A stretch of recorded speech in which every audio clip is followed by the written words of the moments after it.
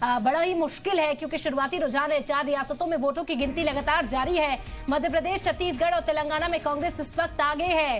राजस्थान में बीजेपी और कांग्रेस की कांटे की टक्कर देखने को मिल रही है। रुझान लगातार आप तक पहुंचा रहे हैं टैली के जरिए भी आप देख सकते हैं। मध्य प्रदेश, छत्तीसगढ़ और जो मुख्तलिफ रियासतें हैं जहां पर वोटों की गिनती जारी है, क्या इस वक्त हालात है। चारों रियासतों में वोटों की गिनती इस वक्त जारी है।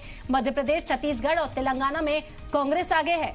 बिल्कुल, तो राजस्थान में बीजेपी और कांग्रेस में कांटे की टक्कर देखने को मिल रही है। बेहद दिलचस्प यहाँ के नतीजे हो सकते हैं। और जिस तरह से कांग्रेस ने अपनी सियासी जमीन मजबूत करने की कोशिश की है, शुरुआती दिनों से जब भारत जोड़ो यात्रा शुरू की गई थी, उसके बाद से जो कांग्रेस ने अपना असर रसूख यहाँ पर बनाया है, उसका असर यहाँ पर टैली में देखने को मिल रहा है। लेकिन अब ये जो बढ़त है वो कितनी बढ़त नतीजों में तब्दील होती है, ये देखना बेहद अहम होगा। अलग अलग रिएक्शन यहाँ पर सामने आ रहे हैं। लीडरान यहाँ पर पुरुमीद नजर आ रहे हैं, चाहे मध्य प्रदेश हो, राजस्थान हो, तेलंगाना हो या फिर छत्तीसगढ़ हो। कांग्रेस शुरू से ही काफी मजबूती के साथ यहाँ पर नजर आ रही है। और हमने सुबह सुबह देखा जब वोटों की गिनती शुरू हुई, उससे पहले से ही कांग्रेस के दफ्तरों में जश्न की तस्वीरें सामने आने लगी थी। और अब जिस तरह से जो रियासतों में जश्न है वो भी आपको दिखाएंगे। मेहमान हमारे साथ जुड़ गए हैं इरम। बिल्कुल, doctor Anil Gupta, BJP spokes person इस वक्त हमारे साथ हैं। सबसे पहले उम्मीदें ही जान लेते हैं, किस तरह की उम्मीदें हैं,